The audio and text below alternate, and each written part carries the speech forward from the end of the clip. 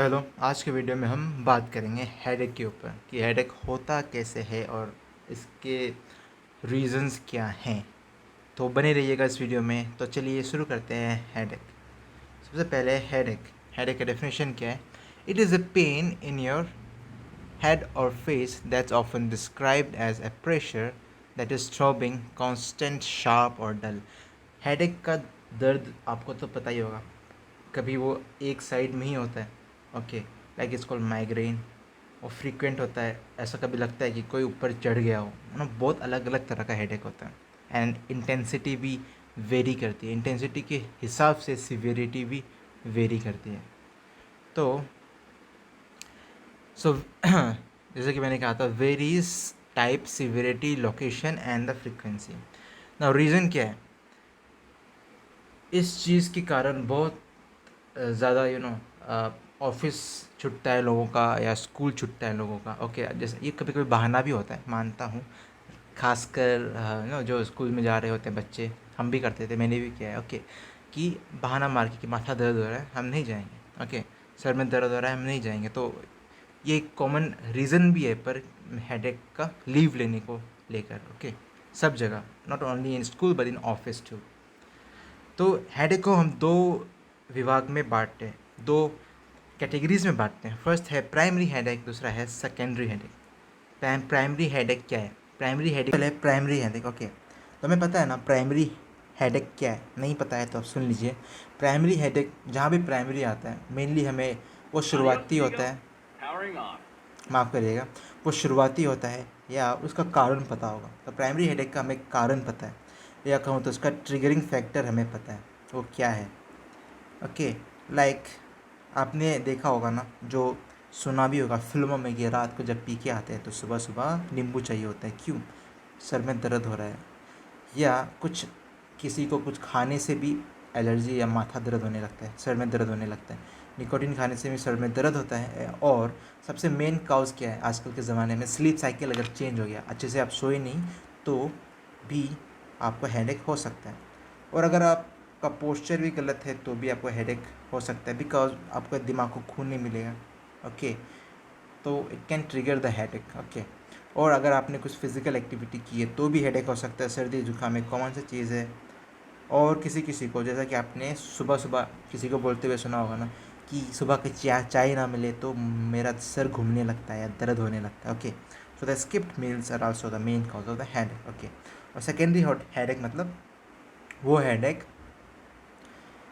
जो कि कोई अंडरलाइंग काउज के कारण हो रहा है। फॉर एग्ज़ाम्पल, किसी को फीवर है, ओके, किसी को कैंसर है, इसके कारण, या किसी के कुछ और प्रॉब्लम है, उसका कारण भी हेडेक हो सकता है।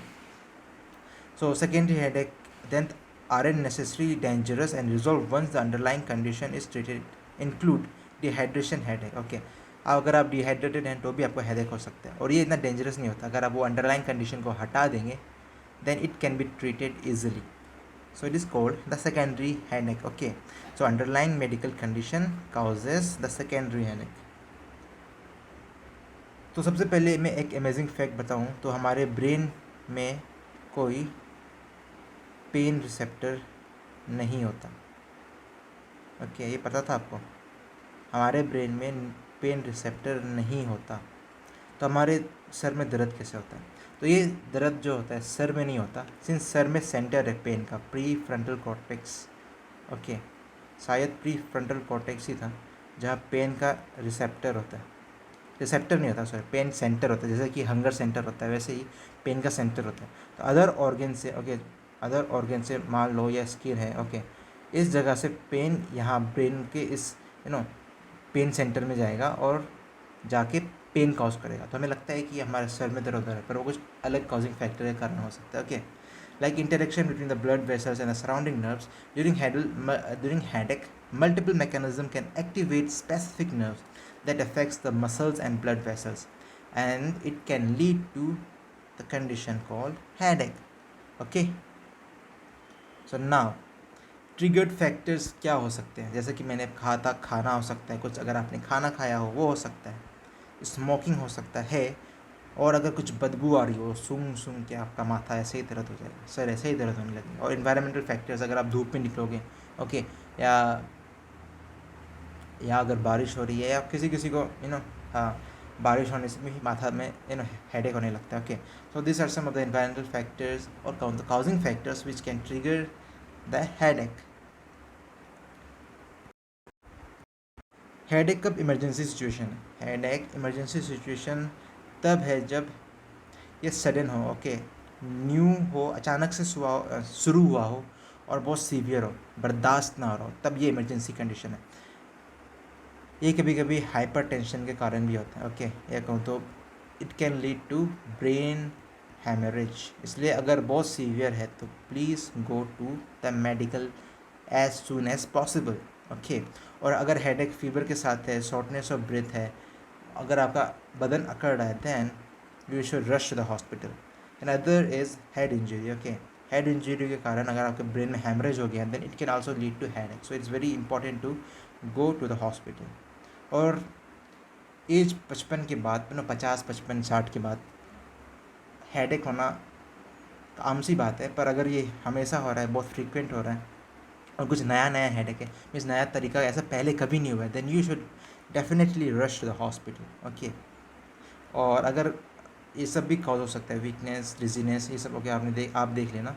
और अगर हेडेक को ज़्यादा हो रहा है, then doctor you CT scan और MRI to confirm the diagnosis की अगर कुछ दिमाग में प्रॉब्लम है, then they can treat it. Okay, so management क्या होगा प्राइमरी हेडेक का? ओके, मैनेजमेंट प्राइमरी हेडेक का और सेकेंडरी हेडेक का मेडिकेशन है मेनली। ओके, सेकेंडरी हेडेक का तो आप अगर आपने वो अंडरलाइन कंडीशन को हटा दिया तो क्या होगा, वो ठीक हो जाएगा। ओके, अंडरलाइन कंडीशन, इन्वायरमेंट था, वो सब था। ओके,